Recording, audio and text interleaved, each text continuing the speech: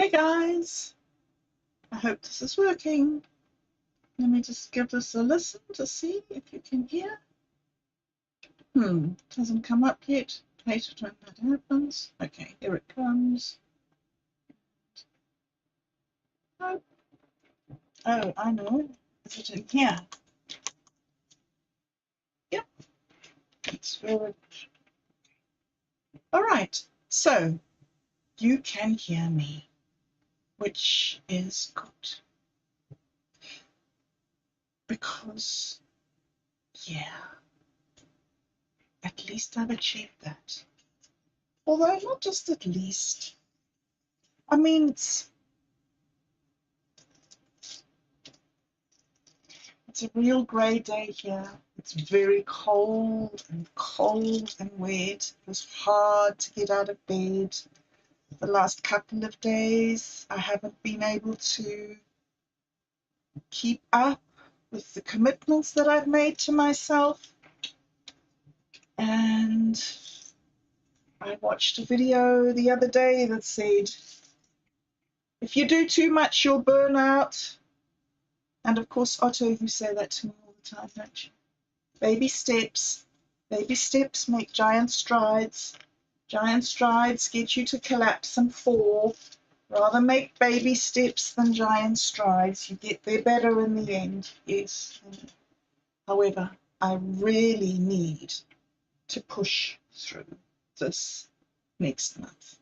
It's 23 days now until the 5th anniversary of Carly's suicide. And that's become the defining moment of my future. So weird and so strange and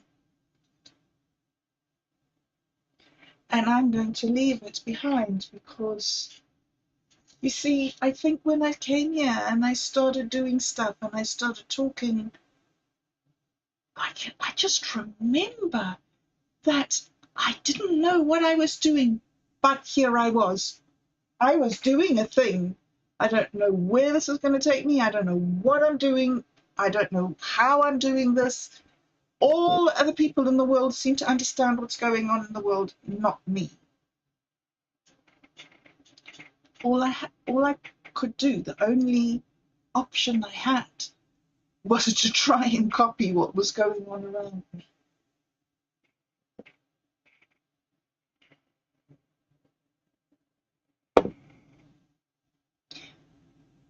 I think back over the last 5 years and how everybody gave me all this advice on how I have to leave Carly, I have to leave Carly, I have to leave it behind me, I have to build another life. And I haven't been able to take any advice. It wasn't the time. Now is the time. Just grabbing this jacket out of the cupboard, I saw Carly's dress, the dress that she bought to wear to her grandmother's funeral and then wore to her grandfather's funeral. Don't know where else she wore it. It was her sort of formal black dress, and haven't been able to sell it. And I looked at it and there was no pang in my heart. There was just a dress in the cupboard. And now here I am, tidying through things, throwing things away. You know, I haven't got to her stuff yet. I'm still on the bee boxes. Anyway, ramble.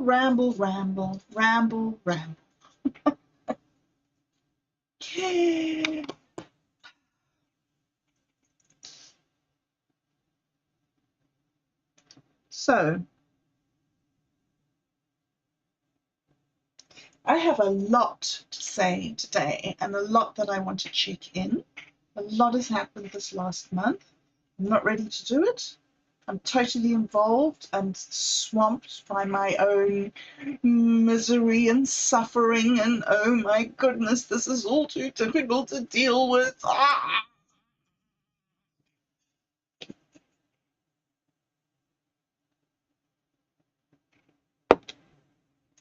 But I set an intention for today to not cry. I didn't just hope that I wasn't going to, or try, or I actually decided to be serious about it and do it for real. Wow. Now I've said that, I'm doubting. Like Satori D said to me when he talked to me about masculinity. Not when he talked to me about talking to me about it. He said, when I first told you about what I was intending to do, I got this feeling like, can I actually cash this check? Yeah, I'm getting a little feeling of that now. Can I do this? Can I actually have enough willpower and determination now, after living for the last 20 years as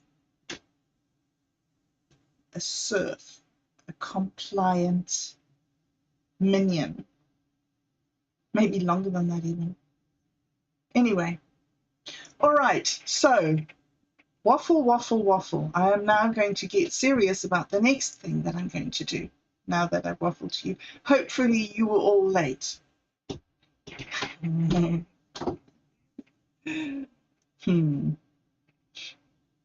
Callum was saying to me the other day that I need to start streaming 10 minutes before I'm going to talk, so that people can know that I'm here and I'm going to talk. So maybe that's something I need to think of doing. But Rush always said, if I just do the same thing at the same time every day, people will know that's the time for the thing. And I mean, people don't need warning for everything they do. It's 10 minutes until we're going to leave work, guys. I don't need that. We know what we're doing. And yet maybe it's not what people need. Maybe it's just the etiquette of the place. All right, sorry, waffling again. So my second intention is to focus for this meeting. I have an idea in my head of what I want to say and how I want to say it. So the second intention is to try and follow through with that plan with the sort of the minimum of waffling. Maybe that first 10 minutes is the time that I just waffle. And then when people come after 10 minutes, then I'm ready. Maybe that's how it works. Anyway, I'll figure it out. So part of doing this and being intentional about this is that I woke up in the middle of the night and I looked up the narwhal for this morning. And then I went back to sleep and I didn't lie awake in bed and waste 2 or 3 hours.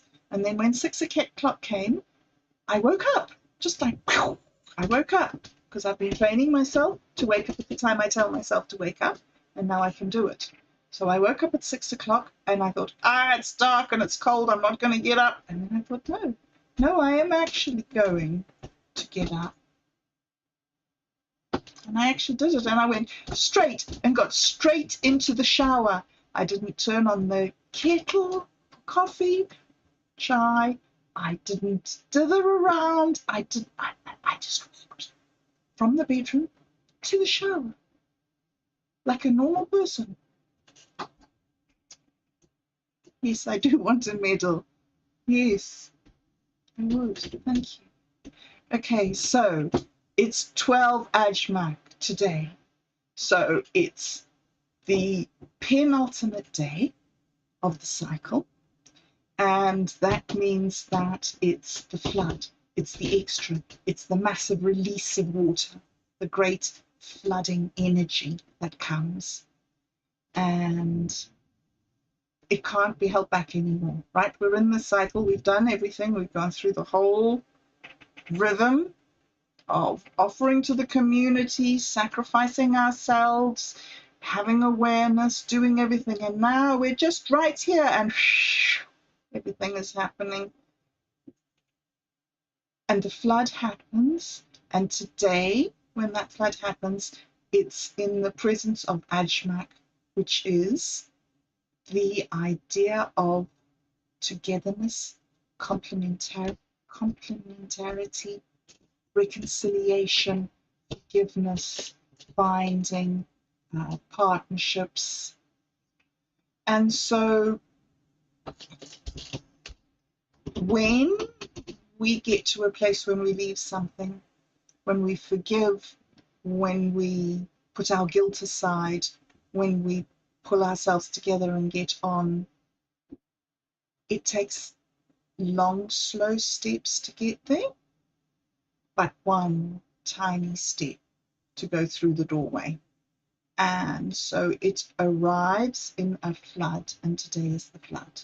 Today is the flood, the storm, the washing away, the end, which is the beginning.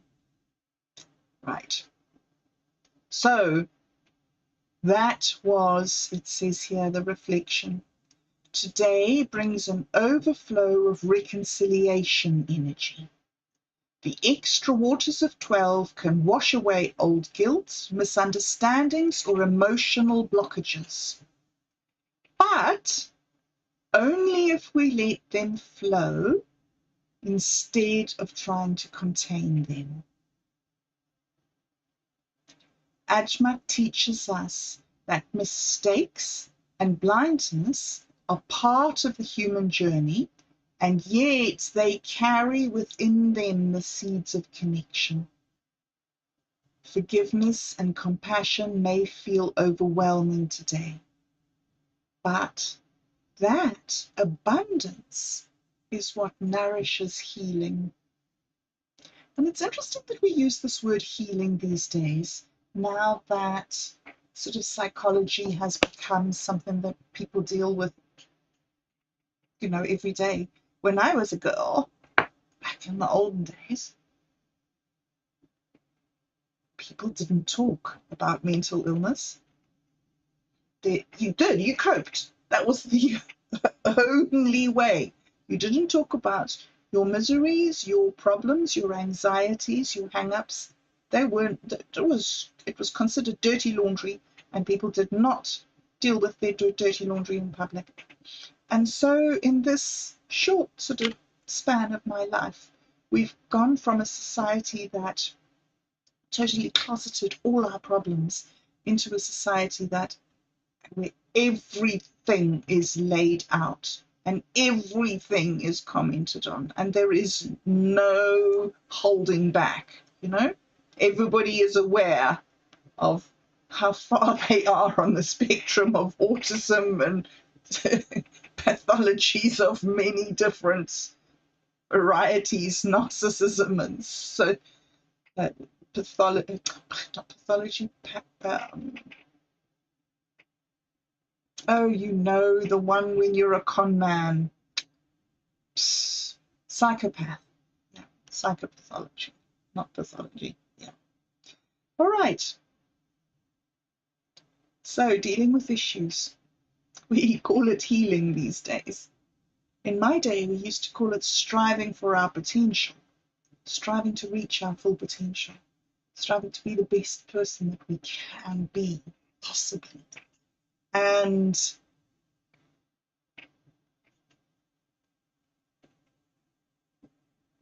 so it is for me, it's been for me quite a challenge to get my head around the fact that I'm not necessarily healing, which implies that I'm broken. Maybe I'm just being a human being. Maybe I'm just created in the image of the creator. I mean, the creator is the thing that creates things. That things come seemingly from nothing. And we have great extinction events, and then a whole lot more animals seem to just come from somewhere. So there's this spontaneous force in the universe for things to happen, new things to happen, new things all the time. Every single day is a brand new opportunity, bursting with a brand new day, bursting with opportunity. My mother used to say that every single Saturday morning of my childhood. She used to come into our bedrooms one by one, pull open our curtains and say, "It's a brand new day, burst with opportunity." And I said I was visiting my sister, and I said to the children, "Oh yeah, like my mom always used to say," and her kids like cracked up. They said, "We didn't know that she did that to her children too. We thought that was just the grandchildren." No, that was my mom's thing. Yeah. So this newness and this striving and this achieving is not necessarily healing. It might just be that this idea that I've lived with for 20 years, that there's something wrong with me, has been a blindness, a blind spot, a thing that I can leave behind. And this is sort of, I think, almost with this feeling that I'm trying to use this anniversary as a way to deliberately move. I mean, I've used all the anniversaries in different ways to deal with different things, but this one is particularly painful. I don't know if it's because it's 5 and because I've always liked 5, 10, 15, 20, 25. Those were the first step countings that I learned. I don't know, did I learn 10, 20, 30, 40? I probably did.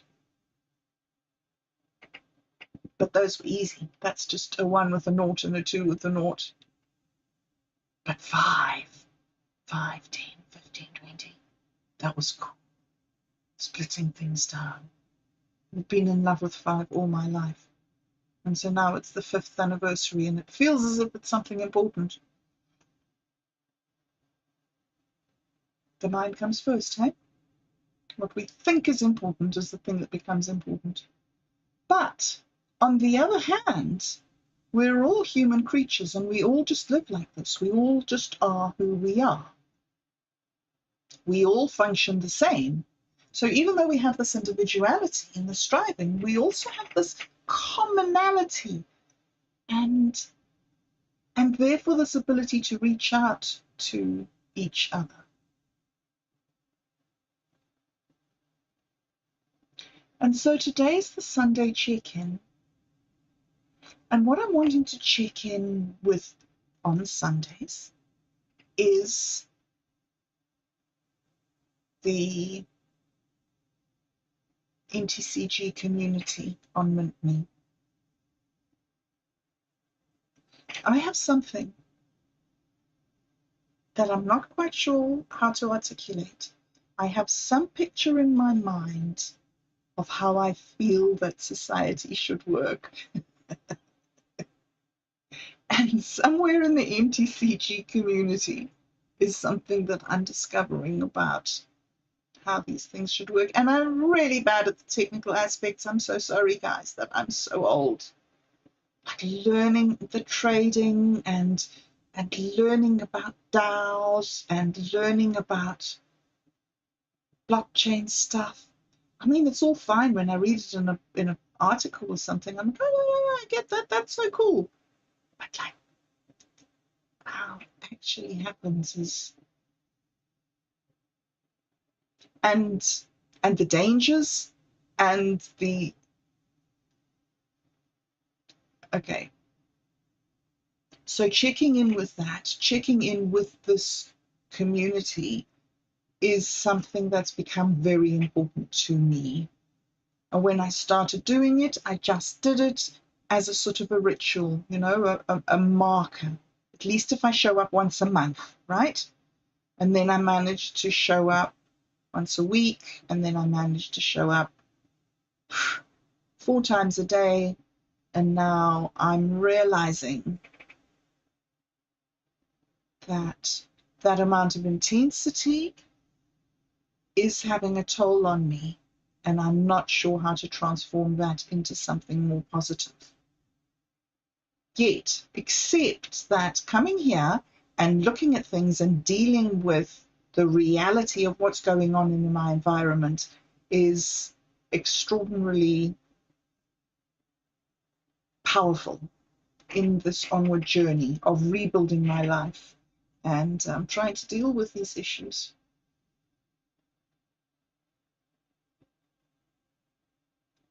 So at the most fundamental level, the support that I have in this community is from Otto of Navakavada video, Buddhism. And we do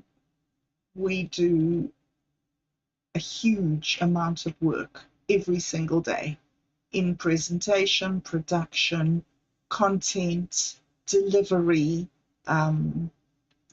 many different aspects. Not all technical, a lot very narrative based, very intuitive and nuts and bolts and hands-on doing it. And that's huge scaffolding for me even to get out of bed, right? That's something that's, you know, what am I doing today? Well, I've got this meeting, I've got to be there.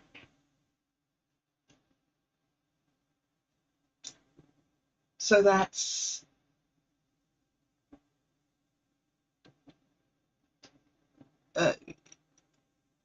sort of the foundation of my ability to interact with the world. The second level of scaffolding that I have is from the Little Bee Shaman, who has taught me and is teaching me a way to mentor, maybe. Mentor? Is that the way? Is that?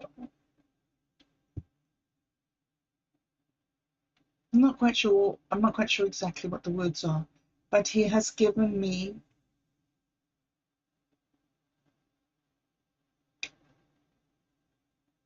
a framework in which to operate, a purpose and a direction as an individual, by allowing me to build up in my own mind this mythology of what it means to be a first poet.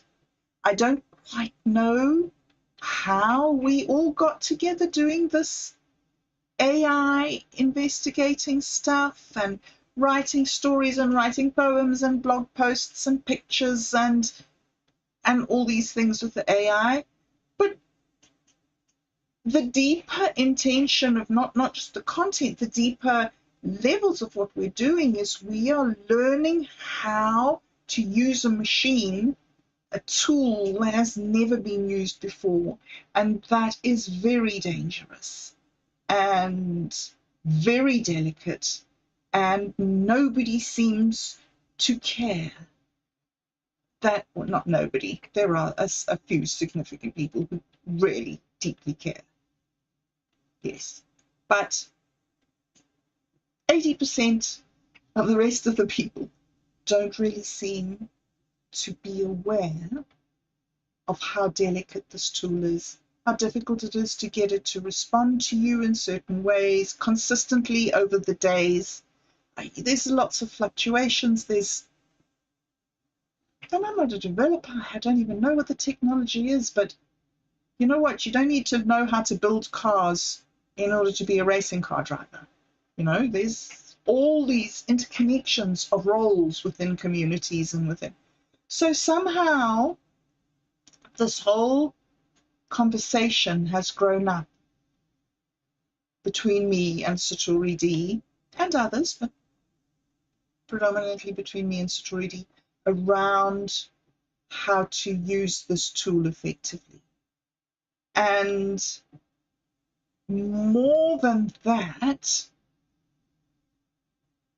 how to walk the path with heart, to be the sort of person that when you do things or when you learn, say, for instance, how to manipulate an AI to get to make a movie, which is so fun.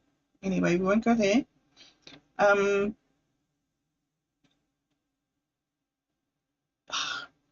I've distracted myself. Using the AI, learning how to use the AI.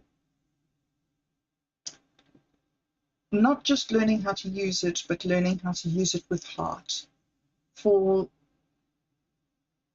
the good of mankind. Should I say I want world peace next? I do. I think that there's a lot worse things in the world to wish for than world peace. And since most wishes don't come true anyway, why not go for the nicest wish? So I'm very comfortable for being a silly, idealistic girl, okay?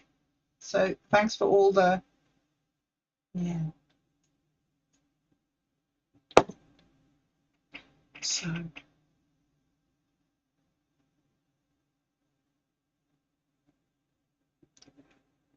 learning that being a first poet is not just coming here and talking and having a message and running courses or all the things that we've thought of doing.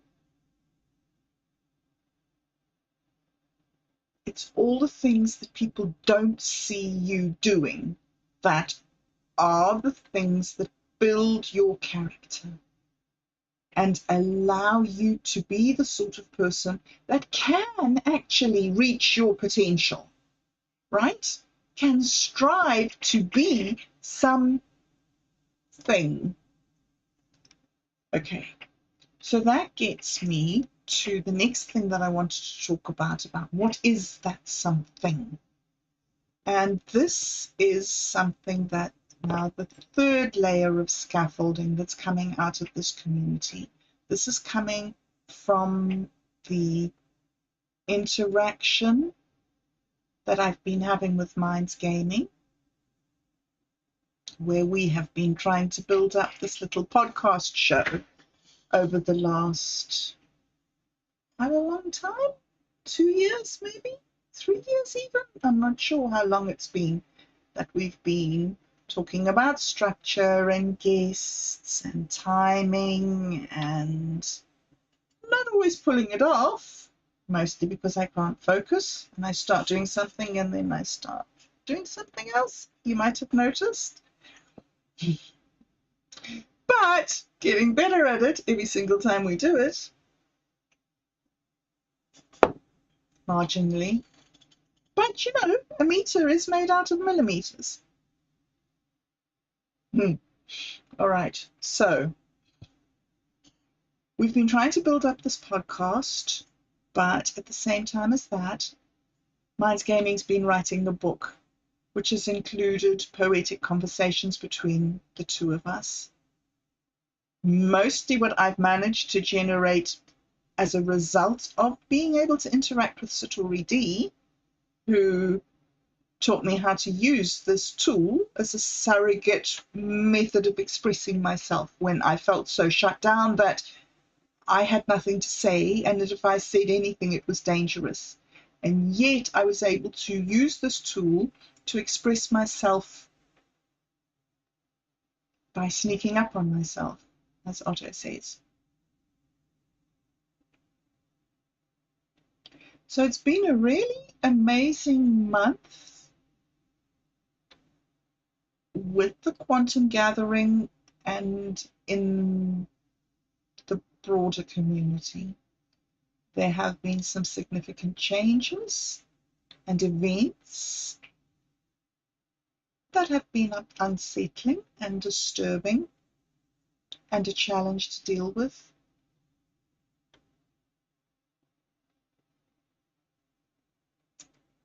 And in the midst of this readjustment and realignment of purpose and, you know, individuals shifting around each other and coming to terms with who they are and what they want.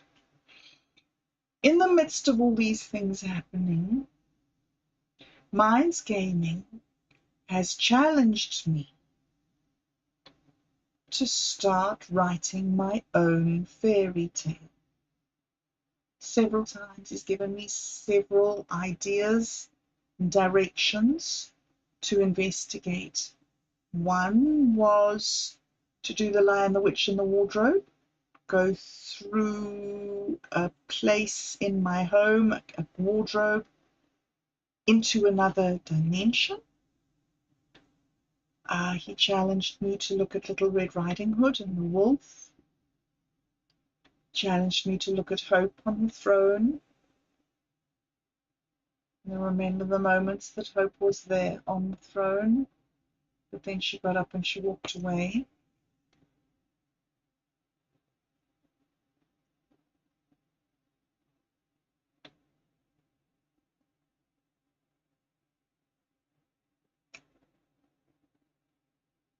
And now, significantly, with this challenge that I can't meet at the moment, I have to tell you, Mike, I am thinking about it so seriously.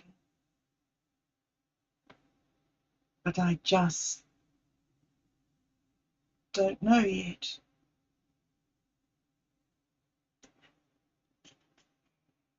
But in the last couple of quantum gatherings, we've been focusing in on the Minds Gaining's Ember books. There are 4 books on Wattpad. They each tell a story from a slightly different perspective.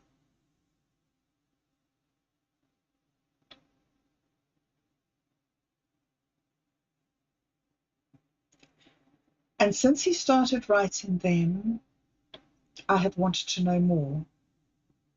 The story is so dense with meaning at so many levels. You know, like there's the UI, and there's the database. And then in the middle, I think there's the infinite imaginarium.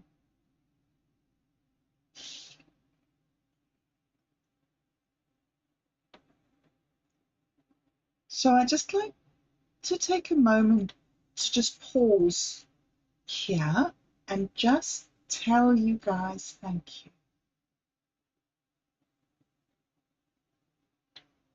My intention is to not cry, and it's very hard to say thank you without crying.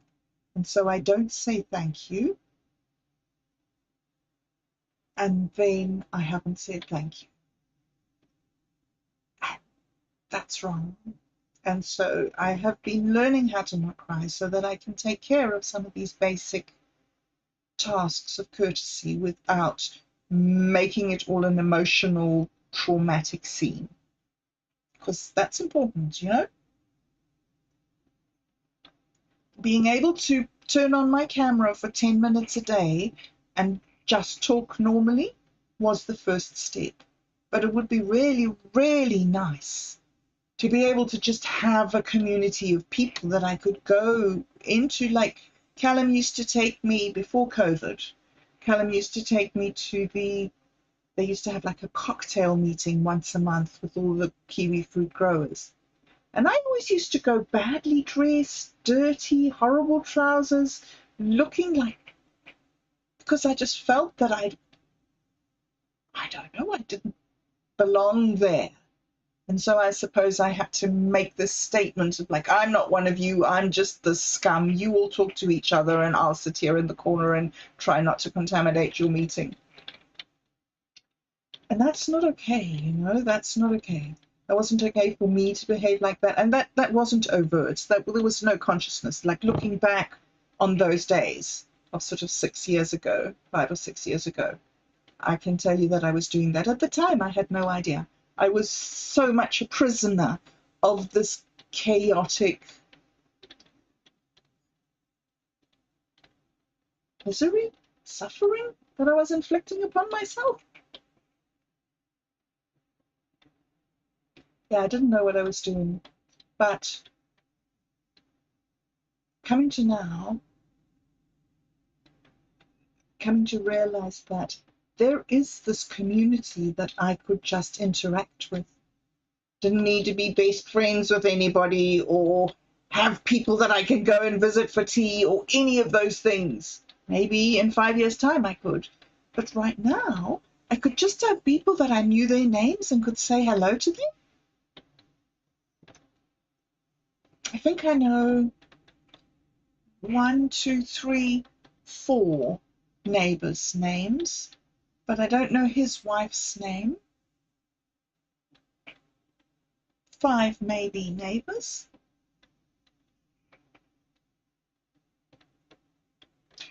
So to develop enough willpower to have enough emotional control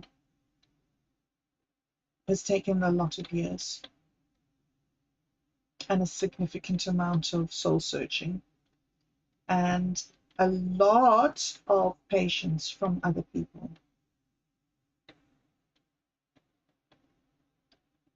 And I'm so grateful for that.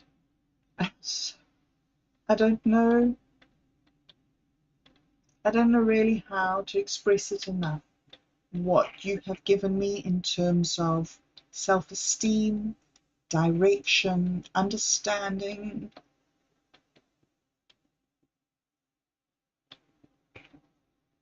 And opportunities to prove myself to myself, to people, and to learn skills.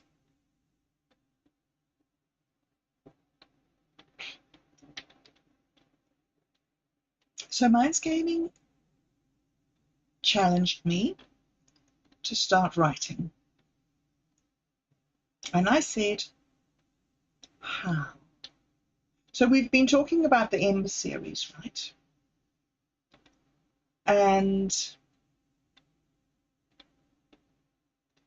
he says that the way he's built the world for the NTCG community is he has put a huge amount of people and artifacts into this world so that anyone can come in and pick up a piece of the story and tell it and play that part, you know?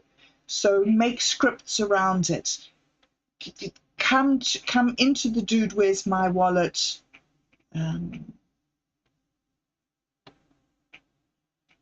Content creation part of the community through this world that has been created. And so I've been thinking for years, how would I do that? Who would I be? What would happen? Who am I allowed to be? Like, would I mess the story up if I jumped in and did that to that person or said this for this? So I haven't done it because, like, so many questions. You have so many questions. You have this chaotic questioning, which is great. I mean, I'm not saying let's not have questioning, but to have this chaotic questioning and not have a structure, it's very big, it's very dysfunctional, it's unhelpful.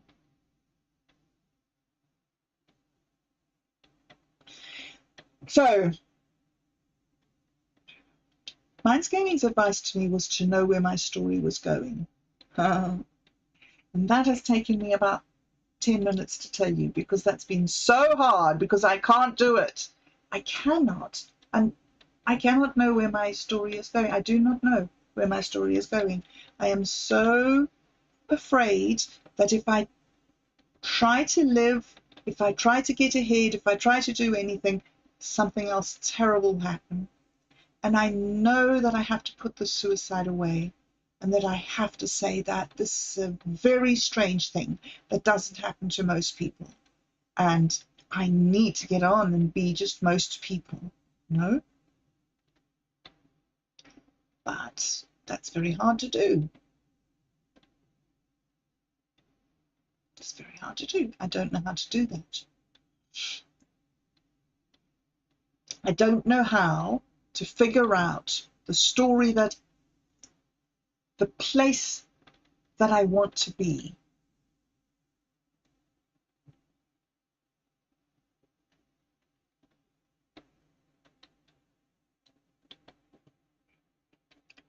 Another thing about the Ember series is that the main character is either death or traveling with death.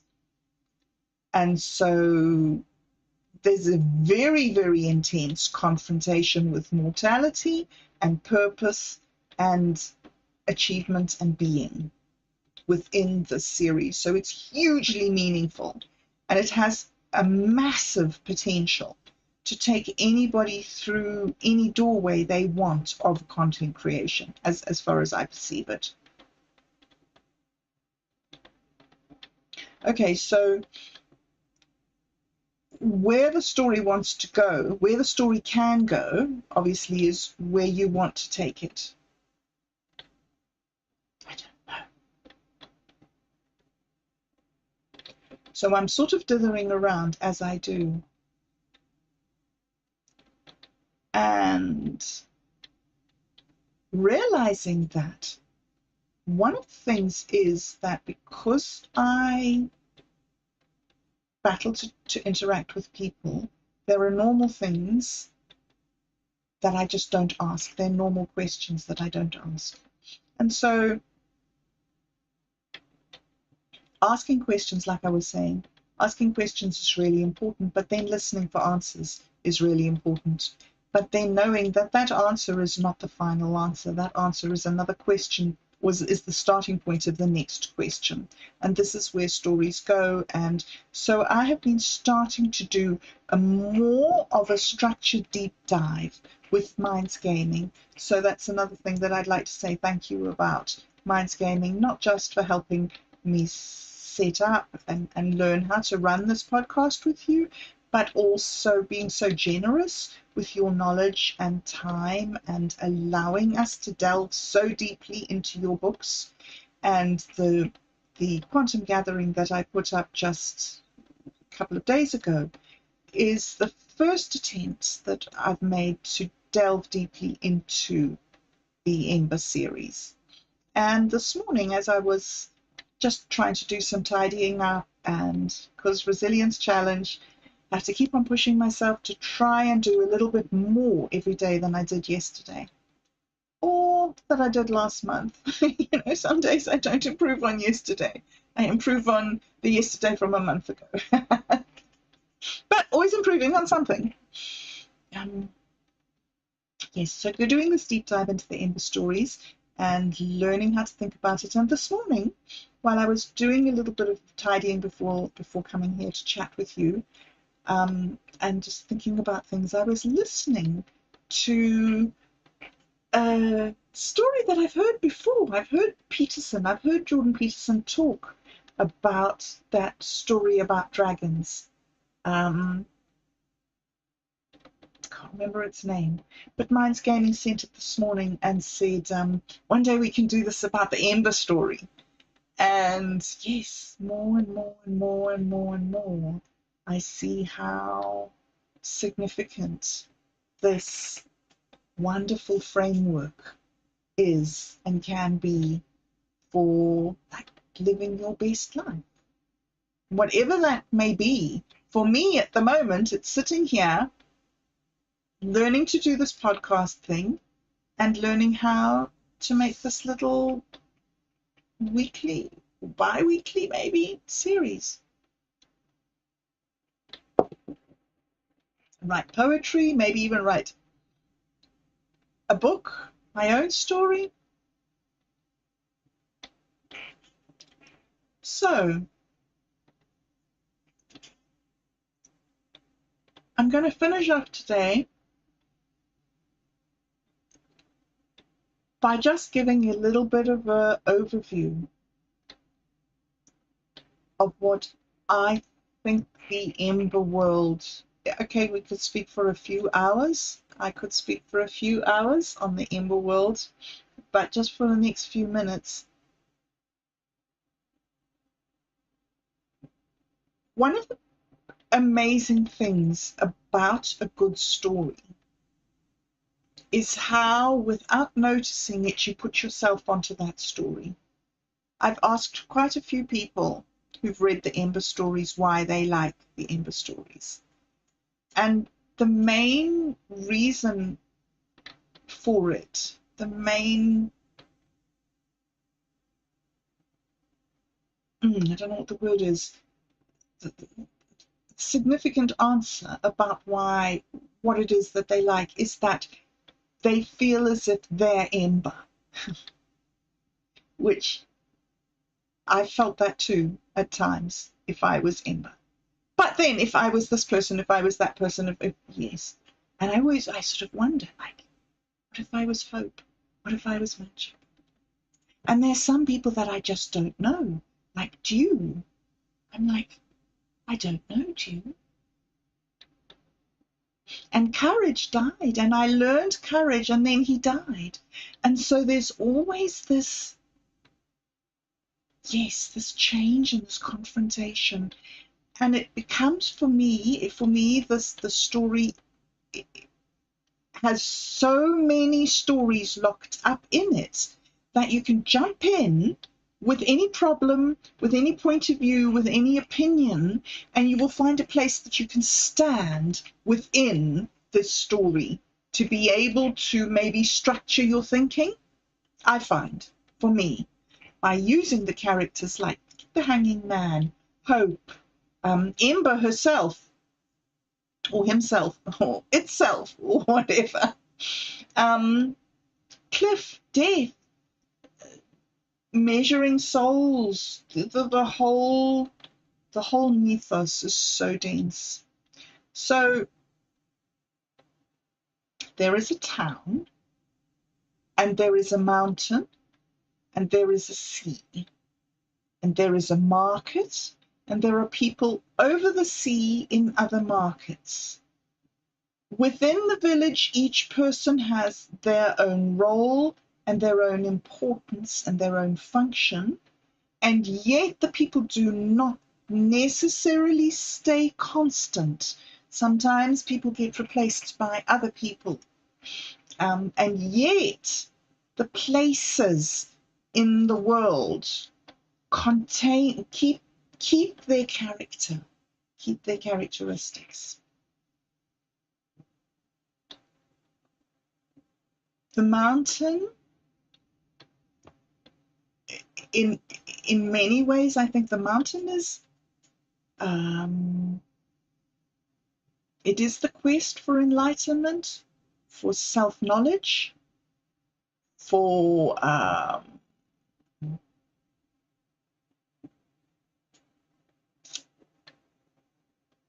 going up to meet God, if you like. In some stories, you go up. In some stories, you go within and down. There is a bar with blood on the floor and blood on the tables. I think it's been cleaned up. It has been cleaned up. But all these things in the story, like, even though they're cleaned up now, they still exist in the story at another level of the story. There's a still, there are potions, there are cheese sandwiches, there's dreams, there's a rope, there's a fishing stand, there's a tether, there's a plug at the bottom of the pool, sea, pond, ocean, there are rivers, there are streams, there are mountains, there are mushrooms, there is corn, there are blueberries, there's tobacco. There's blueberry tobacco somehow. Is there? Or was that from the real life? Anyway, there is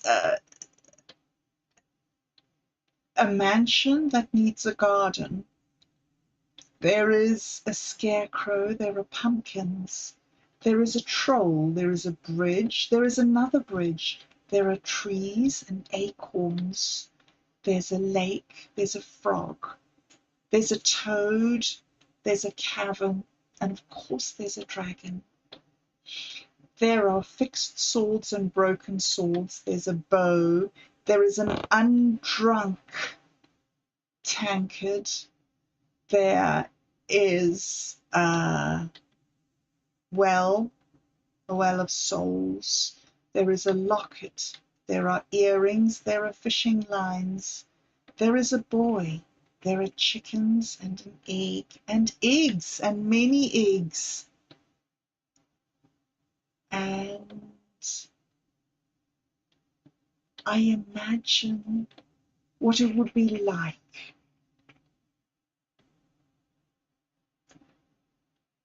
to have a story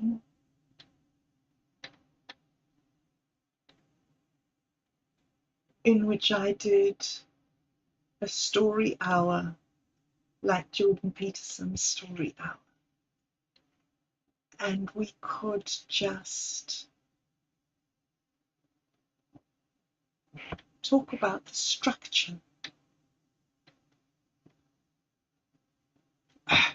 Okay, you see, I'm stuck again. As soon as I start trying to concretize any goals, I sort of dissolve into indecision and fear and anxiety.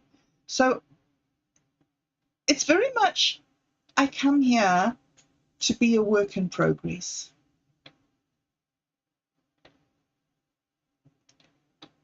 To be able to say things that I'm not able to say in any other context. And almost to make a documentary, I suppose, of the progress that I'm making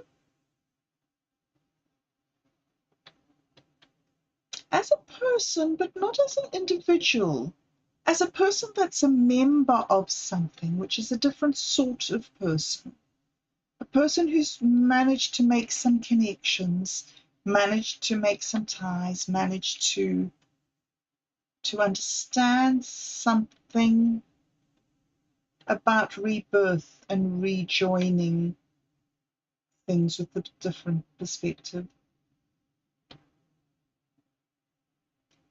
So yeah,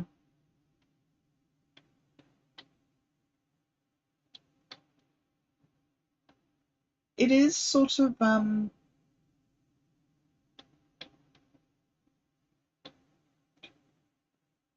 when I was at art school, I had a wonderful teacher there, wonderful lecturer. She was the head of the sculpture division, and she talked about process and how art.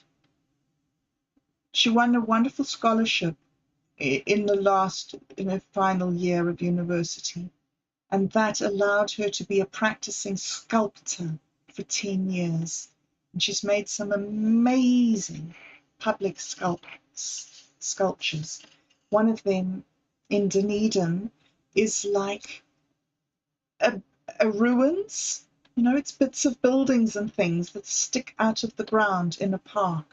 So you can walk through this as if, it's not real, she made it, it's not real ruins, but you can walk through this park as if and she spent years, 10 years, delving into the sort of the real intellectual thing of what is sculpture and what makes a good sculpture. And then she turned her back completely on that and became a teacher and started talking to people about how it's not what you make that's important, it's your process of making that's important.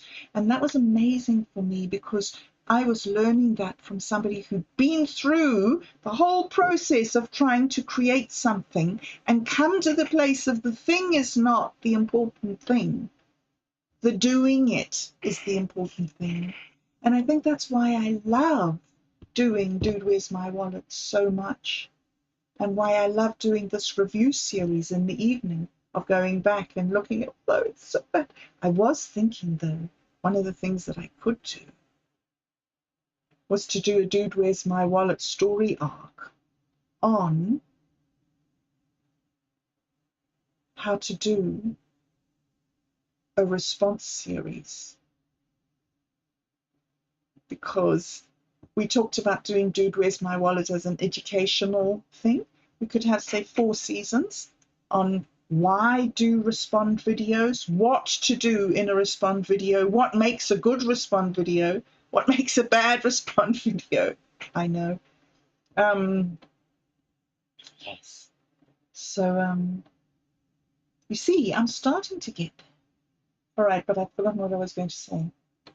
So the process of doing Dude, Where's My Wallet is what is so magnificent. And when I listen to them and I listen to us laughing and having fun and asking each other questions and being silly, and I don't want to edit out any of the mistakes. I want to keep everything in, but I know that I have those secret tapes, the ones where all the laughs and all the jokes haven't been cut out. And I'm using AI to do something, to make computers do something that's never been done ever in the history of mankind. Have we been able to use computers to auto-generate images that we don't do anything for? We do nothing, or music that we do nothing to create. Something else makes it. And then I put all these elements, music that I've made, music that other people have made, music that people have played themselves on their own instruments. And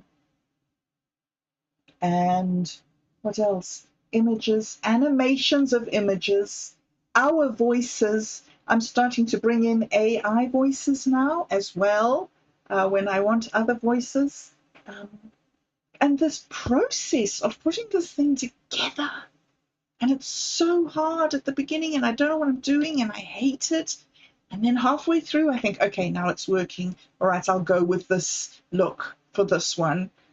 And yeah, every single one is different, I'm afraid, but that's how we roll. But then at the end, when I put everything together and I listen to it, and it's so cool. It's so not what I thought I was going to make, or it just becomes its own thing.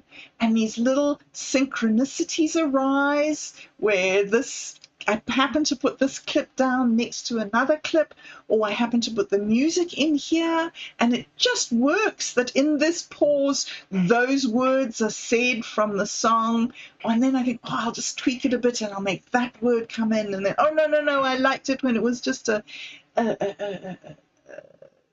mistake, a synchronicity event.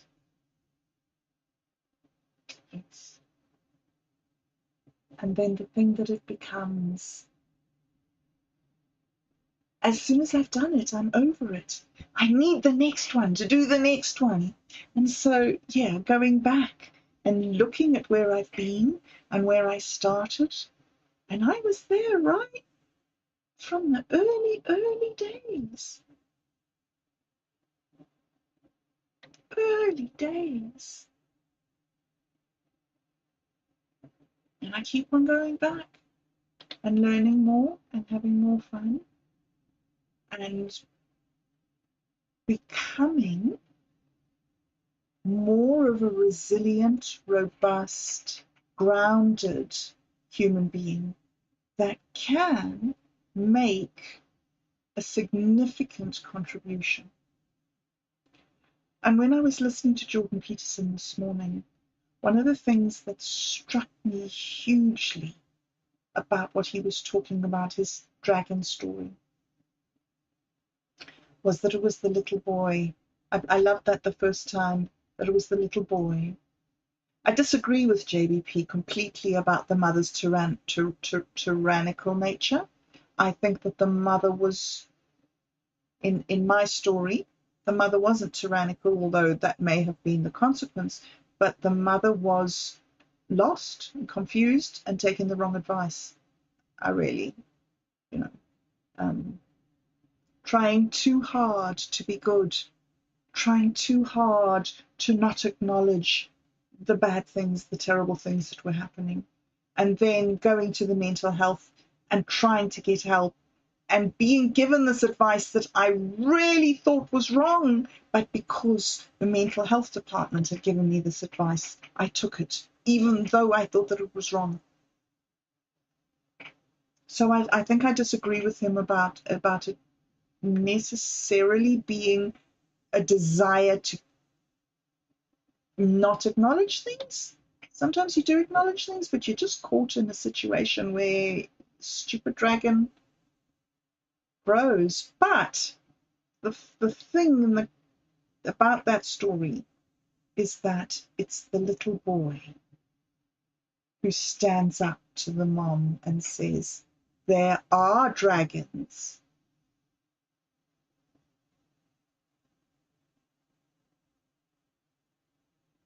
And I see this completely, totally in the process that I'm in at the moment, is that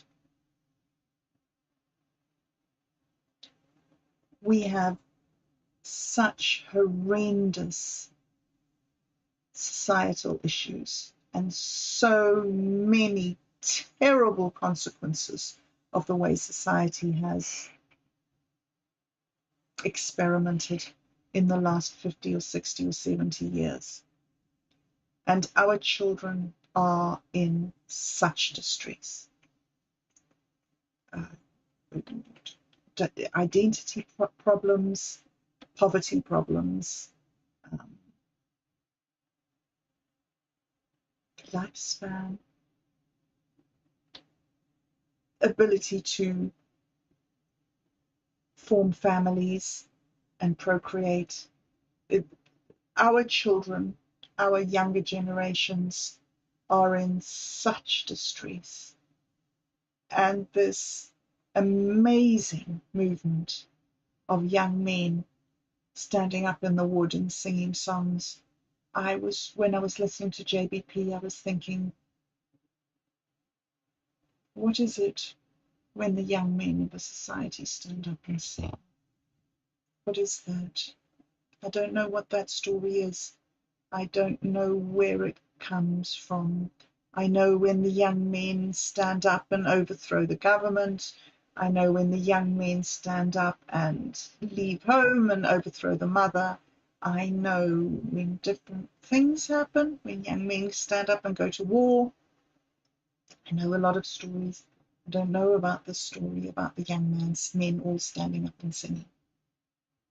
And yet, every day on YouTube, another small channel comes across me with 100 or 200 subscribers of a young man singing a song in the woods or on his back porch. And now I've started getting some videos of old men, very old men, older than me, significantly older than me.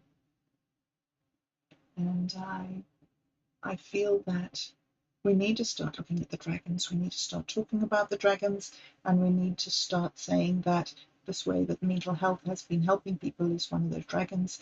And by saying that it's okay, it's okay, it's okay, we're doing the best we can, it's not okay. We have this new story, and I want to know what my part is in that story, in this story. And so coming here and trying to come to grips with what's happening in this community, in this place, where I'm at, and trying to learn what's real and what's not real, and who is real and who is not real, and is a hugely significant time in our society, and it's coinciding with this emergence of this extraordinary tool, artificial intelligence tool. It's not artificial intelligence. It's whatever we decide on calling it, language models at the moment. Maybe neural networks, I don't know. Anyway. So, yeah, I don't think that I've really got a message today or been uplifting or anything, but I do feel that I really wanted to put some of those ideas out there because, well, I don't know. It just seems to be a big melting pot at the moment for me. And maybe it's this time of the year. Maybe it's leading up to this anniversary. No.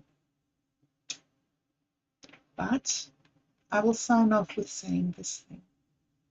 I don't really know where I'm going or what I'm doing. And I go round and round and round over the same ground, trying to come to terms with things and often failing. But with all the support that you've given me leading up to Carly's birthday, my son phoned me in the evening of the birthday and asked me how I was, and I didn't cry. We had a good, decent conversation. I did cry a bit. No, I didn't. I didn't cry. We had a good conversation, and it was significantly harder for him to deal with it than it was for me, possibly because I've got your support. Possibly that I'm the mom, and the mom is meant to get her act together first. One of the things I said to him was that I have got 3 children who did you know, who are having birthdays. And I'm never involved in any of their birthdays. Everybody's off and going off, and here's this child who's no longer here, and I'm agonizing over her birthday when I have. And so we had a little conversation, and we decided that I would fly down to Christchurch his next birthday, and we would go out to dinner together, and we would celebrate his birthday because he's alive and he's here, and I love to celebrate when people were born, came into this planet, and then came into my life. And I have probably gone over by 5 minutes, but still 5, significant 5. All right, so thank you for listening to me. Thank you for being here. Thank you for your love and care and generosity and compassion and intelligence and wisdom and magnificence, and for holding me when I couldn't hold myself. Just thank you. You're just lovely. And hopefully, if I carry on this path, I will come to a place where I'm able to give back in a more significant and deliberate way. And that is maybe where I want to get to. And I just need to discover how that actually looks in real life so that I can start writing it into the story. Bless you, my dear, dear, dear, wonderful, lovely, lovely friends.